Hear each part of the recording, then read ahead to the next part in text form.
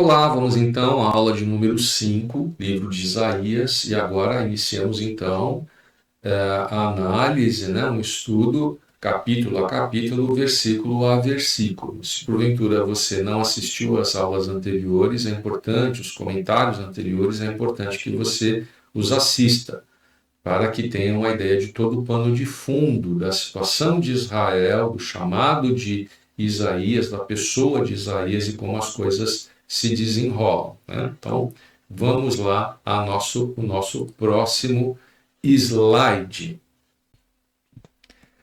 O primeiro verso de Isaías diz o seguinte: visão de Isaías, filho de Amós, que ele teve a respeito de Judá e Jerusalém nos dias de Uzias, Jotão, Acás e Ezequias, reis de Judá. Aqui se tem os reis que governaram a nação de Judá durante o período profético de Isaías. E eu fiz questão de registrar acerca de cada rei aquilo que era o ponto culminante e principalmente espiritual. Nós vamos observar que quando o rei ele governava de maneira espiritual, olhando para a palavra, interagindo com os escritos de Moisés, com as orientações dadas por Deus, com as orientações dadas pelos profetas, ele tinha um reinado bem-sucedido e a nação de Israel ela desfrutava de grande paz e prosperidade, ainda que os seus inimigos se levantassem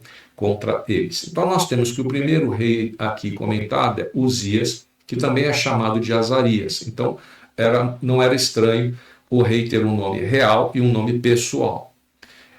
É importante, ao ler as histórias dos reis, que se faça o paralelo entre reis e crônicas, porque as histórias se completam. Então, aquilo que temos em reis é parte daquilo que se fala em crônicas. Para se ter um contexto amplo, é importante que os dois textos sejam lidos e estão aqui separados, para que a gente possa, por sinal, evidenciar os pontos que são os mais importantes.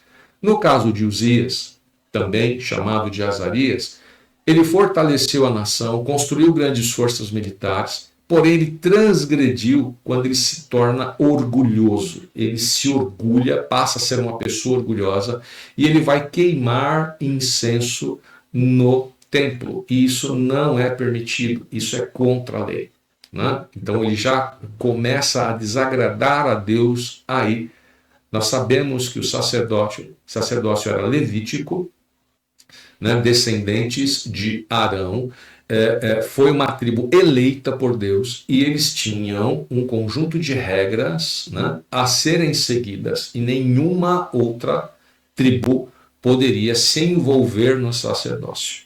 Então aqui Uzias, ele realmente comete um delito grave. Mas esse não foi o único. Nós vamos observar que em 2 Reis 15:4, ele continua com o seu governo, embora ele tivesse feito grandes reformas sociais, militares, inclusive, ele precisava encerrar ou desenvolver uma boa reforma dentro do âmbito espiritual. E aquele povo continuava ainda com idolatria. Quando nós vamos para Jotão, nós percebemos que ele continua com a mesma linha de governo do pai. Jotão também realizou grandes construções, igualmente ao pai, mas ele permitiu que o povo continuasse em pecado. Isso está lá em 2 Reis 27:2. O povo continuava idólatra. Encerrando Jotão, temos Acás. Acás foi um rei extremamente idólatra, oferecendo os próprios filhos em oferenda e sacrifício pagão. Ezequias, aí nós temos uma mudança no cenário. E quando eu digo cenário, não estou me referindo só, eu estou me referindo ao cenário político espiritual, porque ainda que esses reis realizaram boas obras dentro do âmbito social, eles não estavam, com exceção de Ezequias, à altura do chamado que Deus tinha para a nação de Israel, conforme a sua palavra. Ezequias foi um rei diferente. Ele foi um rei voltado a Deus e aos princípios de sua palavra. Ele recebeu cura, inclusive. né? Quando Deus avisa, ordena a Isaías para avisar sobre a morte de Ezequias, avisá-lo sobre a sua morte, ele ora a Deus, ele clama a Deus, ele pede a Deus, e Deus então lhe concede mais um período de vida. Olha a intimidade que esse homem tinha com o Senhor. Ele realizou reformas espirituais, diferentemente dos reis anteriores, que não se atentaram para a força da reforma espiritual diante das reformas que seriam as reformas seculares ali, sociais, militares e de ambiente. Vamos então agora para o nosso próximo slide. Muito bem. Aqui nós temos separados os textos bíblicos que falam especificamente daquilo que era o mais importante diante do período de governo de cada rei. Então é o respaldo bíblico para o evento crucial do governo daquele rei. Por exemplo, aqui Uzias, nós temos no verso 4 do capítulo 15 de 2 Reis, o registro que tão somente os altos não se tiraram, o povo ainda sacrificava e queimava incenso nos altos. Em vermelho, está registrado aqui em vermelho. Da mesma forma, também para Jotão, nós temos no versículo 35 de 2 Reis, capítulo 15, escrito: tão somente os altos não se tiraram, o povo ainda sacrificava e queimava incenso.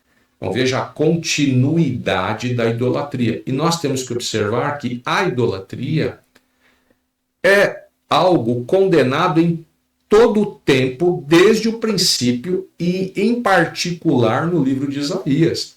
Por diversas vezes nós vemos Deus chamando a atenção da nação por causa da idolatria.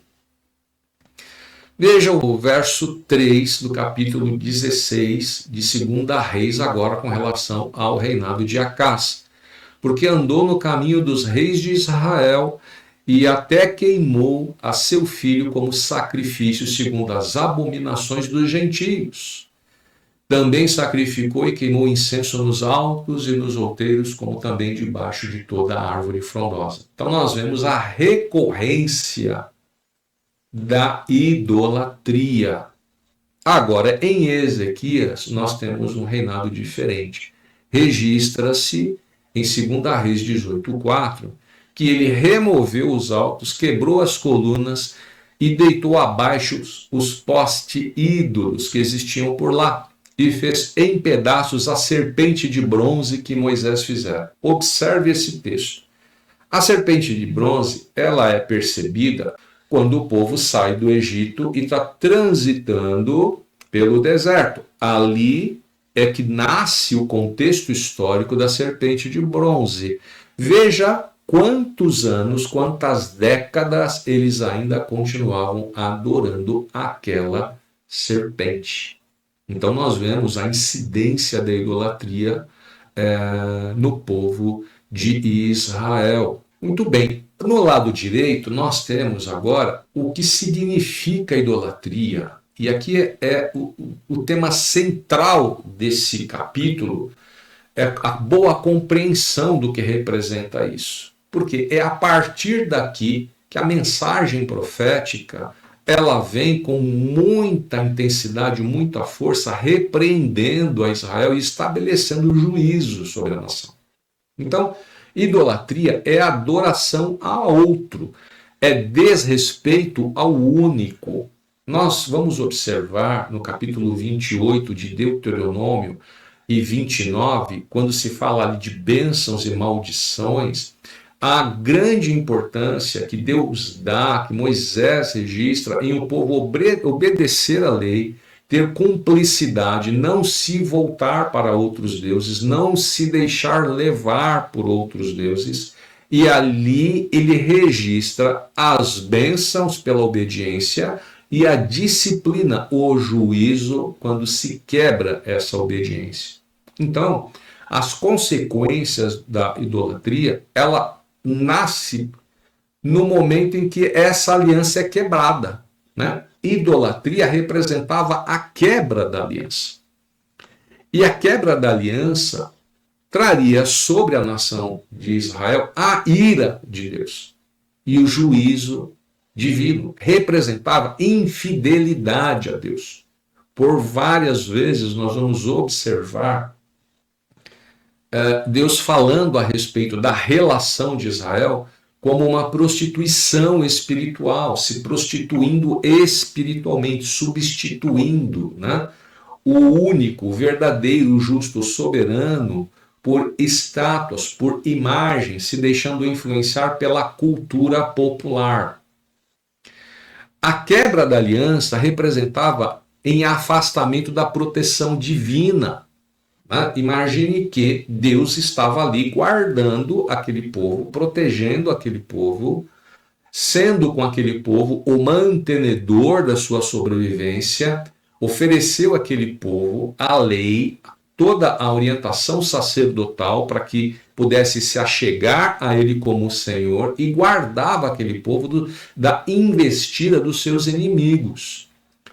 Quando este povo ele se volta para um outro Deus, ele quebra a aliança do Deus que protegia, o único soberano, aquele que o guardava, e agora ele passa a ser submisso a essa outra denominada, chamada divindade, embora nós sabemos que só há um único Deus suficiente e soberano, Senhor de toda a criação. A questão aqui é que uma vez fora da proteção divina, Israel estava à mercê dos povos inimigos e vizinhos, cuja terra havia sido anteriormente, viviam-se esses povos lá, e agora então Israel está à mercê destes povos, das investidas desse povo.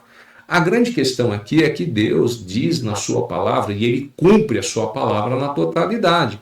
Ele diz na sua palavra que todas as vezes que Israel se afastasse da legitimidade da sua palavra, Israel entraria no período de disciplina. Por quê? A palavra de Deus estabelece as bênçãos, mas também estabelece a disciplina.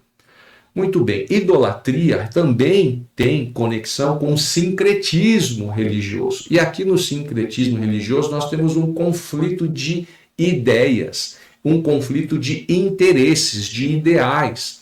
Aqui se oferecia sacrifícios a outros deuses. Veja que, por exemplo, Acás, ele sacrifica os próprios filhos, né?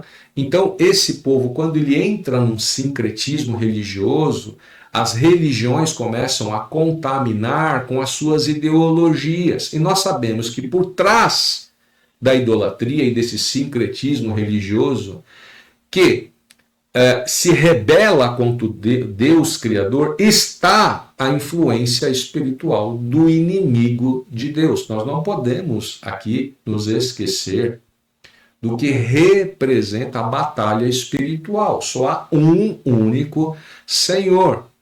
Então, eles destinavam a outros deuses os feitos de Deus, e isso incomodava e incomoda ao Senhor demais. Nós vemos que quando Moisés ele sobe ao monte para receber as tábuas da lei, Deus diz a ele: Moisés, na sua descida o povo já está pecando. E era a realidade. Quando Moisés retorna, aquele povo havia construído um bezerro, né? E esse bezerro construído, então, eles disseram: aqui está o Deus que nos tirou do Egito. Ou seja, atribuíam a outro os feitos do Senhor. E Deus não divide a sua glória com ninguém. Nós não podemos nos esquecer, em Êxodo 20, quando Deus dá os 10 mandamentos, encabeça, né, os 10 mandamentos, justamente a fidelidade daquela nação para com o Senhor que havia retirado aquele povo da terra do Egito. Né? Aquele povo, ele, durante esses 400 anos em que se manteve escravo, né, em cativeiro na terra do Egito, ele por vezes esteve habituado ao costume, à cultura egípcia. E ali nós vemos, então, que Deus, quando retira esse povo, ele começa a se apresentar, a se revelar para este povo. E dizendo a este povo que eles não deveriam se voltar para imagens de escultura, nem no céu, nem na terra, né? Não deveriam cultuar as estrelas, não deveriam buscar aos mortos, enfim, Deus ali dá todo um arcabouço de qual seria o mecanismo, qual seria a forma de se aproximar, de se achegar a ele. E qualquer outra forma diferente daquela que ele estava orientando, onde ele se revela como único e suficiente Senhor e Salvador, o libertador da nação de Israel do Egito, estaria contra os seus princípios e a nação de Israel entraria em disciplina e juízo. Ele não está interessado em um sincretismo religioso. Ao contrário, ele se apresenta como o único e suficiente. Jesus diz: eu sou o caminho, a verdade e a vida. Ninguém vem ao Pai senão por mim. Então não existe sincretismo religioso, aprovação de sincretismo religioso nas Escrituras. Isso não existe. Então isso traz grande ira, insatisfação e estabelece juízo sobre a nação. A questão da idolatria também alcança a formação de uma nova cultura. O povo se sujeita a um governo opressivo das nações do entorno. Então essa nova cultura perde-se os princípios que a palavra de Deus já havia registrado como importantes para a sobrevivência de uma boa relação familiar, social, militar de Israel. Então, ali os interesses dentro dessas novas culturas, eles se distanciavam dos objetivos do Senhor já registrado na sua palavra. Então havia muito desrespeito ao próximo, não havia o respeito ao próximo, havia vulgaridade ao corpo, e o corpo é templo de Deus. Nós vemos que, por exemplo, quando Elias desafia os profetas de Baal, aqueles profetas eles se cortam, aqueles profetas se ferem. O corpo é templo do Espírito, o corpo é o templo de Deus. É isso que nós aprendemos no Novo Testamento. Isso tem realmente clareza no Novo Testamento. Então, temos aqui o que representa a idolatria. Vamos então para o nosso próximo slide. Muito bem. Então, agora dos versos 2 ao 9, nós temos: ouvi, ó céus, e dá ouvidos, ó terra, porque o Senhor é quem fala. Criei filhos e os engrandeci, mas eles estão revoltados contra mim. Então Deus aqui agora está falando conversando com Isaías, e ali demonstrando a Isaías o comportamento da nação que ele havia gerado, que ele havia constituído. Criei filhos e os engrandeci, tirei aquele povo lá do cativeiro egípcio, trouxe para uma terra que emana leite e mel. Coloquei essa nação, guardei essa nação, estabeleci princípios morais para essa nação, coisa que a idolatria destruía. Princípios morais, princípios espirituais. A idolatria destruía isso. E ele continua dizendo, assim, o boi conhece o seu possuidor e o jumento o dono da sua manjedoura, mas Israel não tem conhecimento. O meu povo não entende. Um povo obstinado. Era isso que Deus estava dizendo. Que até mesmo os animais conheciam e respeitavam a autoridade dos seus proprietários, dos seus donos. Nós vemos Jesus dizendo que a ovelha conhece a voz do seu pastor. Aqui Deus está dizendo a mesma coisa. Até os animais conseguem ser mais sensatos do que a minha nação, do que o meu povo. E aí ele então começa a estabelecer juízo a esta nação. Veja, verso 4. Ai desta nação pecaminosa, povo carregado de iniquidade, raça de malignos, filhos corruptores, abandonaram o Senhor, blasfemaram do Santo de Israel, voltaram para trás. Voltaram para trás. Voltaram para os costumes que haviam conhecido lá no Egito, adorando outros deuses. filhos corruptores. Passaram a viver debaixo de uma ambição tão desmedida que havia sobre o pobre um grande peso. Então, o rico enriquecia pelo sofrimento do pobre. E a lei determinava que a nação de Israel tivesse compaixão do seu irmão. Cada um tivesse compaixão do seu irmão. Então, aqui nós temos o efeito da idolatria, aonde ia o nível de ambição. A palavra de Deus, ela foi concedida como um conjunto de regras que alcançavam todas as relações. A relação da sociedade, a educação do marido para com a esposa, a educação e o comportamento dos pais para com os filhos, dos filhos para com os pais, dos negócios como deveriam ser feitos, como deveriam ser regidos. Então, aqui nós estamos observando que essa corrupção, o senso de justiça era determinado pela posse e não pela misericórdia, por uma justiça verdadeira, pela verdade, mantido pela verdade. E isso entristeceu a Deus. Então, quando nós começamos a observar uma sociedade que se chama povo de Deus, não reagindo de acordo com a sua palavra, Deus vem e estabelece juízo sobre ela. Ele disciplina essa nação. Ele diz no verso 5, porque a vez de ainda ser feridos, visto que continuais em rebeldia, toda a cabeça está doente e todo o coração enfermo.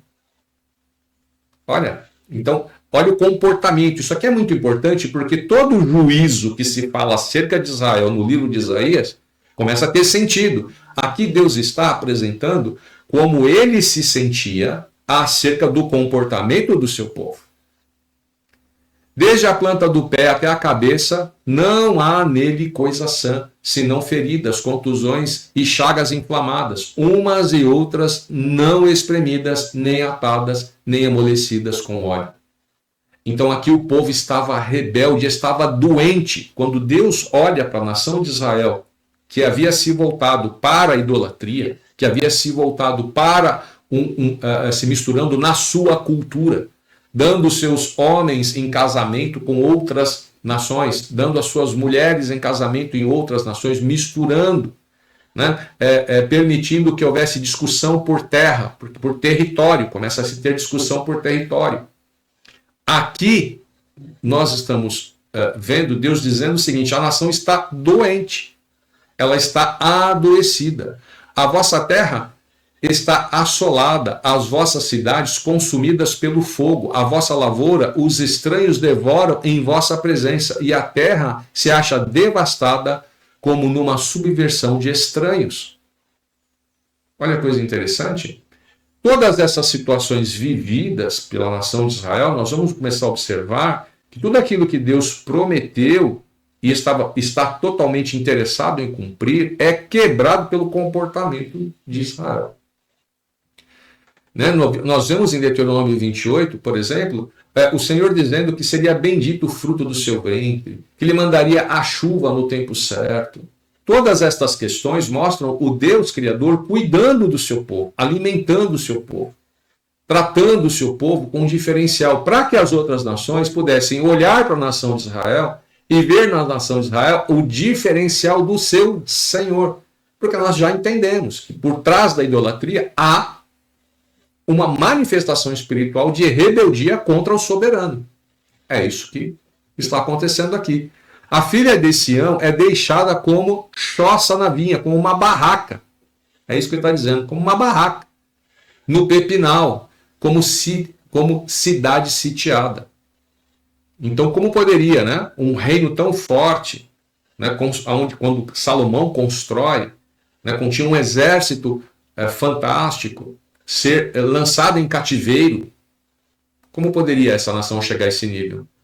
A nação chega a esse nível porque ela se desprendeu, ela se desligou, ela se desvinculou da boa relação que ela deveria estabelecer com Deus através da sua palavra. O pecado. Se o Senhor dos Exércitos não nos tivesse deixado alguns sobreviventes, já nos teríamos tornado como Sodoma e semelhantes a Gomorra. Então nós vemos que existe um remanescente. Naquele grupo de pessoas ainda existiam alguns que temiam a Deus, assim como no Egito, a resposta e a conversa entre o Senhor e Moisés era: ouvir o clamor do meu povo. Haviam alguns no Egito que olhavam e falavam: o Deus de Abraão, tenha misericórdia de nós, vê o que faz este povo, como nos trata este povo.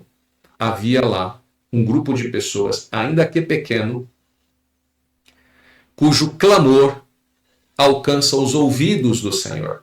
Aqui é um ensino muito interessante para nós. Deus está com seus ouvidos atentos, está olhando o comportamento das nações. Ele é o Senhor das nações. Nós vamos aprender em Isaías que ele é o Senhor das nações. Não existe presidente maior do que o Senhor. Ele move as nações de acordo com o seu interesse para alcançar os seus propósitos. Nós vamos observar isso no livro de Isaías. Né? E aqui então ele está dizendo exatamente isso. Se não houvesse lá um remanescente, já teriam sido consumidos. Mas por causa deste remanescente e por causa da promessa de Deus a Abraão, né, de fazer dele uma grande nação, a promessa feita a Davi de um reino que nunca teria fim, ele não extermina a nação de Israel.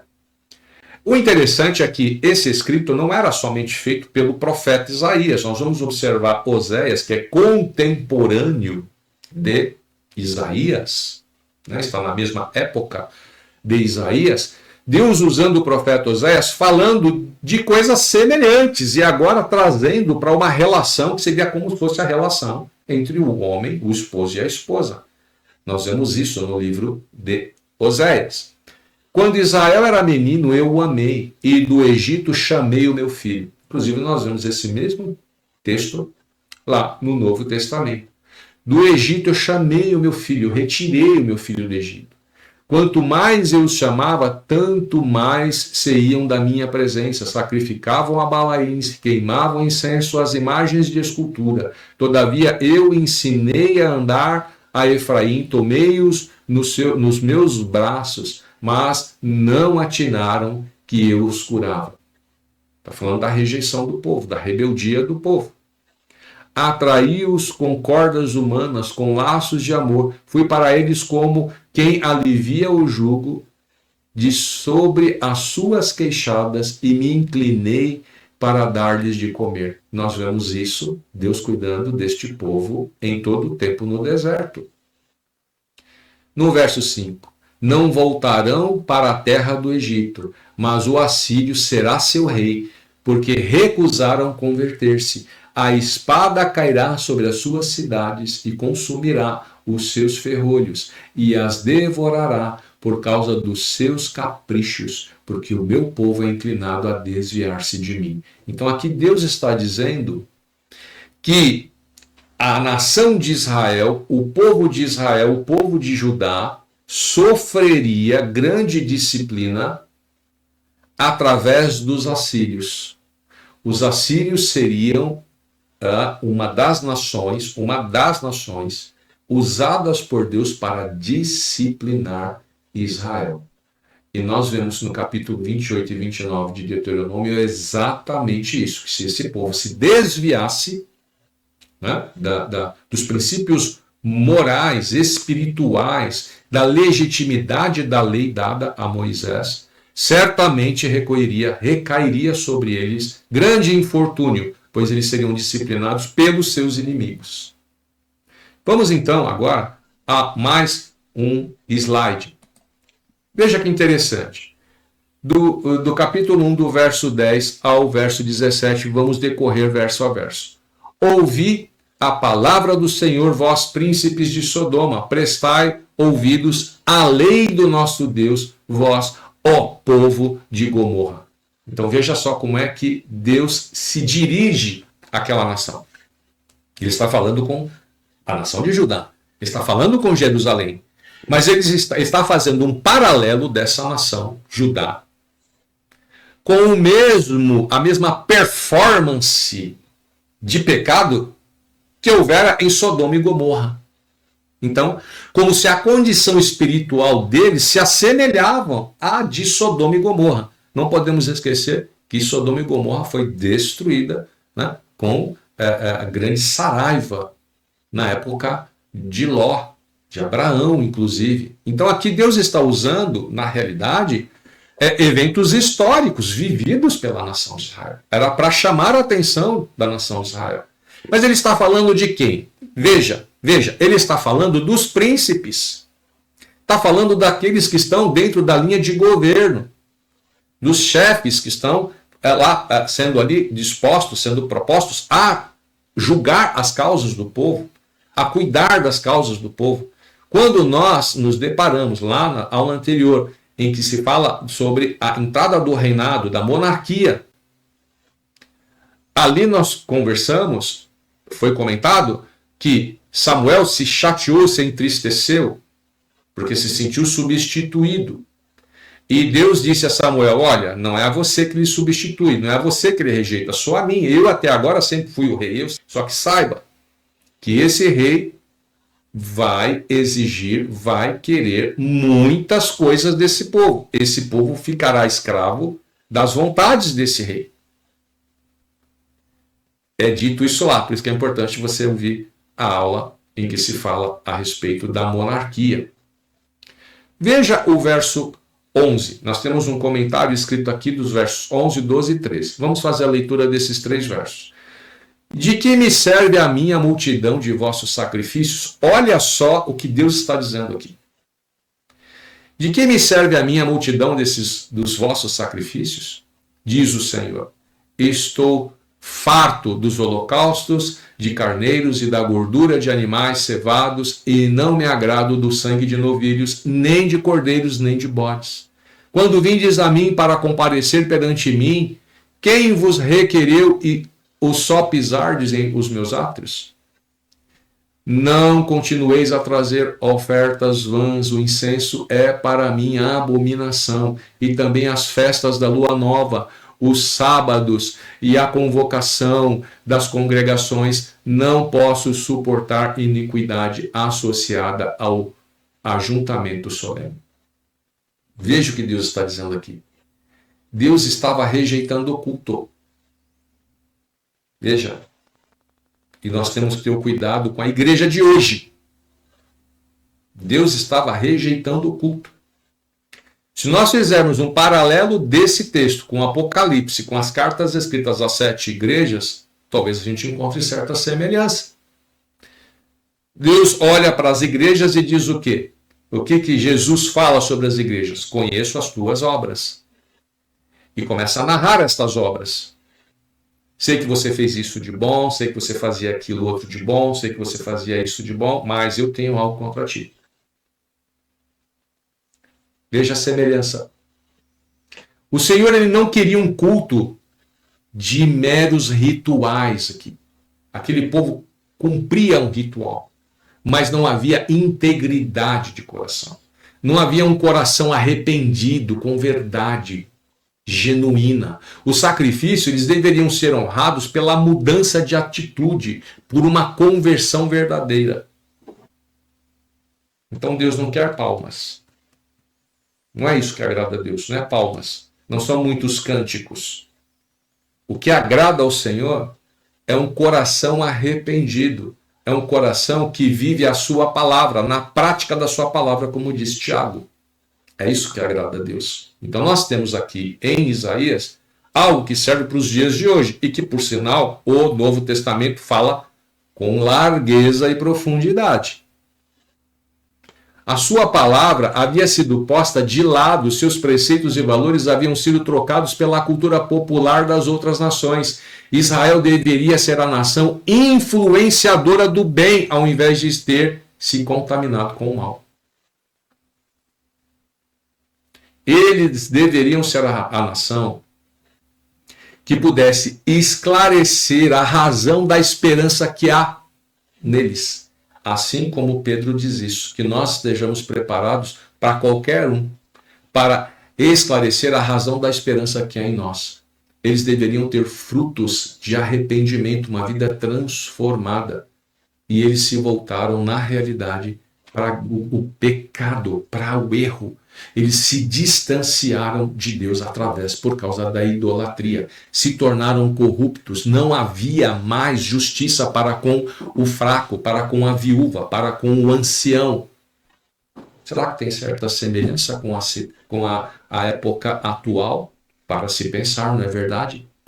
No verso 14 ele diz assim: as vossas festas da lua nova e as vossas solenidades, a minha alma as aborrece. Já me são pesadas, estou cansado de as sofrer. Olha o que Deus está dizendo. Veja o que o Senhor está dizendo. O povo judeu estava maximizando o efeito material das festas, mas se esquecendo do efeito espiritual, moral. A comemoração deveria representar intimidade com Deus. No Novo Testamento, nós temos algo muito parecido com a ceia que Paulo escreve, repreendendo os coríntios. E que para nós é lido todo mês. Né? Ou sempre que ceamos, é a fonte de informação. Se tornou uma comemoração, se tornou um ajuntamento de pessoas que, na realidade, não estavam lá reunidas para honrar a Deus, para se entregar a Ele, para render a Ele uma adoração verdadeira e genuína. Se tornou mais uma confraternização. E Deus falou: não quero isso. Estão confundindo tudo. Na realidade, isso me cansa.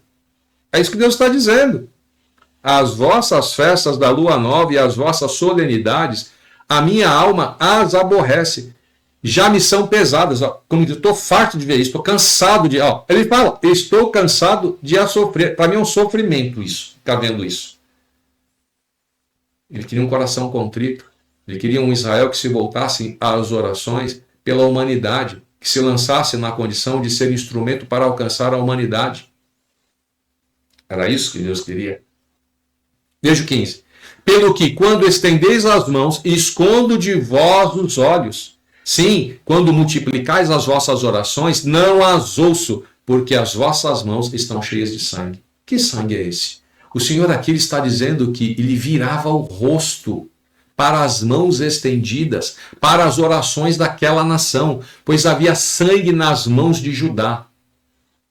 Ele está falando da ganância, da arrogância, da prepotência do povo, que criavam vítimas sobre os mais pobres, oprimiam o mais pobre da própria nação, os mais fracos, de seu próprio povo.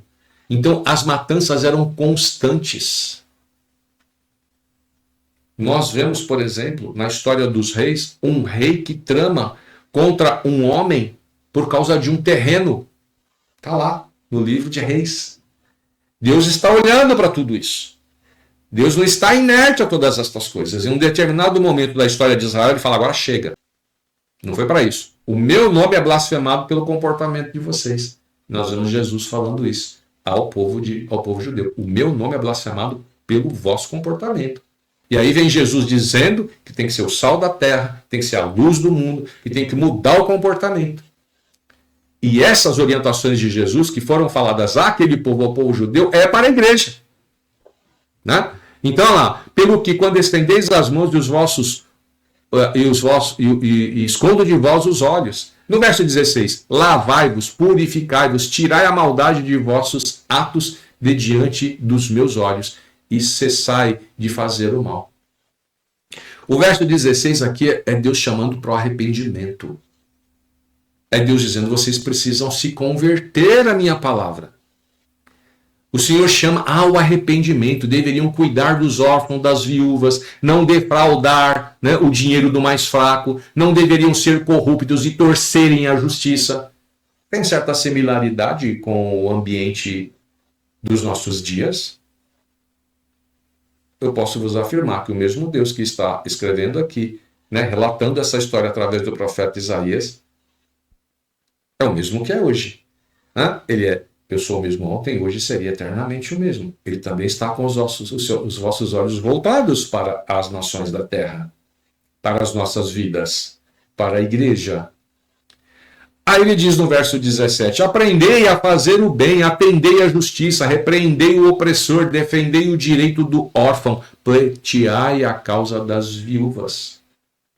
Eles deveriam viver na prática do bem, como efeito do cumprimento da palavra de Deus. Não vou fazer isso porque isso agride a Escritura. Não vou fazer aquilo porque isso agride, isso entristece a Deus. A vida do homem na prática do bem é verdadeiramente espiritualizada em frutos de um coração convertido. Essa é a sacada. A vida do homem, quando ele coloca na prática do bem e é verdadeiramente espiritualizada, né, com frutos de um coração convertido, aonde o cuidado do próximo é a manifestação do amor do Pai e alegra o coração do Senhor. Nós vemos se dizer no Novo Testamento que é impossível amar a Deus se não amar ao próximo. Veja a congruência das informações aqui. Né? Qual é o grande mandamento? Amarás o Senhor teu Deus sobre todas as coisas e ao teu próximo como a ti mesmo. Então deveriam viver na prática do bem. Versos do 10 ao 17 do primeiro capítulo. Tudo isso é o contexto daquilo que nós vamos ver Deus realizando e falando através do livro de Isaías, falando através do profeta Isaías. Vamos então para mais um slide aqui. Do verso 18 e 20, Deus faz o convite para a graça. Eu gosto da forma como o Senhor faz as coisas. Ele chama a atenção, ele repreende, ele estabelece disciplina, estabelece juízo e também fala: olha, se você se voltar para mim, eu passo uma borracha em tudo isso e restabeleço um novo e vivo caminho. E aí nós temos aqui no verso 18. Vinde, pois, e arrazoemos, diz o Senhor.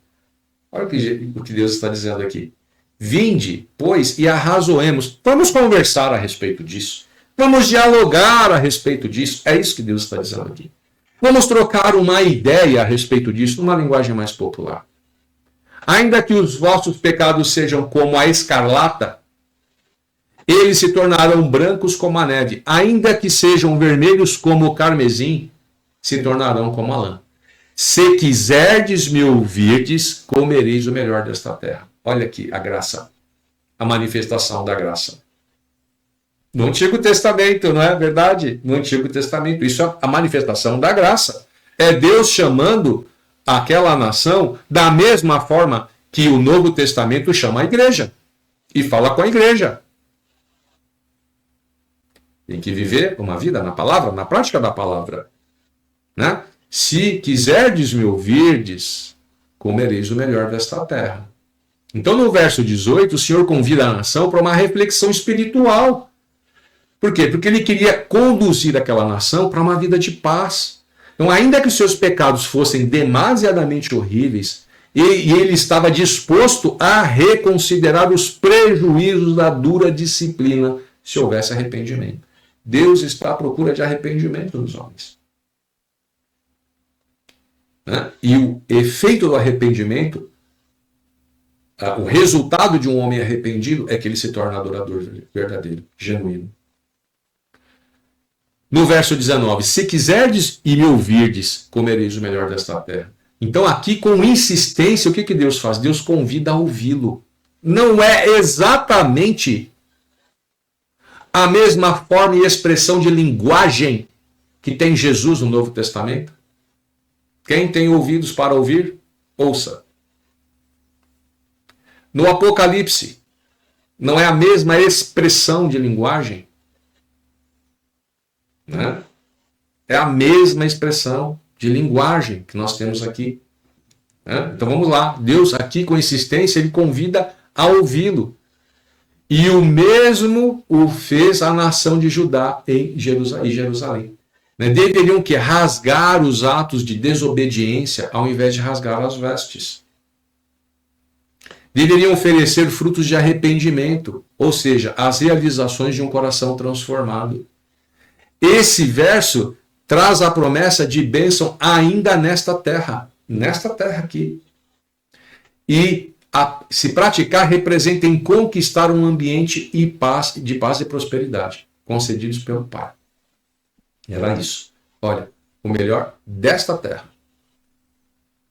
Veja o verso 20. Mas se recusardes e fordes rebeldes, sereis devorados à espada, porque a boca do Senhor o disse. Ou seja, porque a minha palavra, eu já avisei, eu já falei, lá em Deuteronômio capítulo 28, lá em Deuteronômio capítulo 29, eu já falei, eu vou cumprir a minha palavra.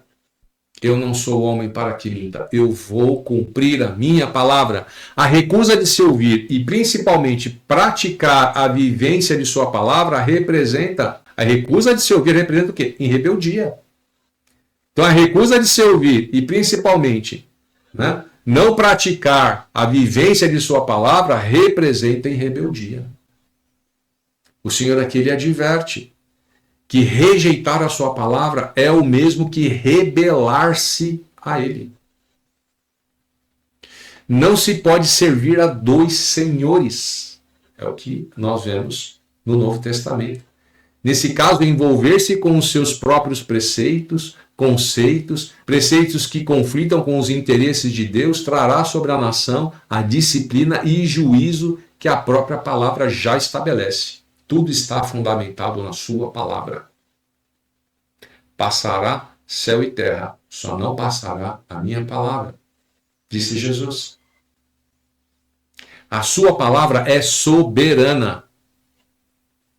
Ainda que ele permita por muitas situações, como foi dito em aulas passadas, ele continua sendo soberano, ele dá a palavra final. A sua palavra é soberana, seja para o bem e prosperidade e paz, nela inseridas, ou seja para o juízo que essa mesma palavra adverte. Isso está lá em Deuteronômio, capítulo 28 e 29. Vamos para mais um slide, nós temos ainda mais alguns versos aqui. Nos versos de 21 a 30, aí nós temos julgamento e a redenção de Jerusalém. Então ele vai lá, chama a atenção, veja o comportamento, chama a atenção, fala dos pecados, dos erros, daquilo que precisava ser mudado, estabelece graça, te dou um caminho, te dou um percurso a ser seguido, te dou um horizonte para você percorrer. E agora, se você não percorrer, eu vou te demonstrar o que vai acontecer com você. Olha a transparência do Senhor. A transparência do Senhor. Te dou agora o que vai acontecer contigo. Como se fez a prostituta cidade fiel, ele começa assim, como é que você conseguiu se prostituir tanto? É isso que ele está dizendo. Como é que você conseguiu? Diante de tantas orientações boas, diante de tanta orientação que fez de você uma grande nação, como é que você conseguiu voltar atrás nesse nível? Ela que estava cheia de justiça, porque eles receberam a lei, as orientações, princípios morais. Nós vemos Deus formando a nação de tal forma, até dentro dos princípios de higiene pessoal. Nela havia retidão, mas agora homicidas. A tua prata se tornou em escórias, e o teu licor se misturou com a água. Os teus príncipes são rebeldes e companheiros de ladrões. Cada um deles ama o suborno e corre atrás de recompensas. Não defendem o direito do órfão e não chega perante eles a causa das viúvas. Então, o mesmo contexto aplicado pelo profeta Oséias, Israel havia se desviado espiritualmente do Senhor. Inicialmente era o centro da santidade, da justiça, da adoração ao único Criador. Agora estava contaminada e apóstata. Isso é apostasia, se desviou. Embebecida pelos costumes que conflitavam a santidade do Criador. Da mesma forma, disse Jesus em Mateus 12, 39, sobre uma geração pecaminosa e adúltera. O mesmo, a linguagem é a mesma. E quer saber? O Senhor é o mesmo. Muito bom. Assim como a prata, que é um metal nobre, pode se tornar ignóbil, através da corrupção, assim Israel havia posto de lado seu refinamento quando se misturou com o impuro e tornara-se escória. É esse o contexto. É essa a ideia, esse é o paralelo. Escória não tem valor. É a impureza, é o que é sujo, não tem valor. Então, eram habituais o suborno que torcia a justiça. Os governantes torciam a justiça conforme os interesses dos mais abastados e os benefícios que pudessem obter. E com isso levavam o mais fraco a prejuízo. Tem algo parecido na sociedade atual? Pois bem, Deus continua olhando para as nações. Aí ele diz aqui no verso 24: portanto, diz o Senhor dos exércitos, o Senhor de tudo, o Senhor que comanda tudo, o poderoso de Israel. Tomarei satisfações aos meus adversários e vingar-me-ei dos meus inimigos. Aquele povo havia se colocado como adversário de Deus. Quem foge da sua palavra se coloca como adversário dele. Olha a orientação aqui. Né? O Senhor chama de adversários todos os que caminham contra a sua palavra. Quanto a esses, lhes seriam cobrados os grandes prejuízos que haviam sido lançados contra os seus fiéis. No Novo Testamento, nós temos textos semelhantes, por exemplo, em Apocalipse, né? Quando o Senhor apresenta a conhecer as obras das igrejas da Ásia, repreendendo-as pelo comportamento inadequado. Nada escapa aos seus olhos poderosos que sondam as mentes e os corações. Nada. Veja o verso 25 e 26. Voltarei contra ti a minha mão, purificar-te-ei como com potassa das tuas escórias e tirarei de ti todo o metal impuro. Restituir-te-ei os teus juízes, como eram antigamente os teus conselheiros, como no princípio, depois te chamarão cidade de justiça, cidade fiel. Então as mãos do Senhor estariam sobre Judá, os exércitos inimigos estariam com a vara da disciplina e de juízo, e o processo de expurgo começaria pelos príncipes até chegar ao povo. Teria um remanescente, mas a purificação seria dolorosa para aquele povo. No 28 nós temos 28, 29 e 30. Mas os transgressores, os pecadores serão juntamente destruídos e os que deixarem o Senhor perecerão.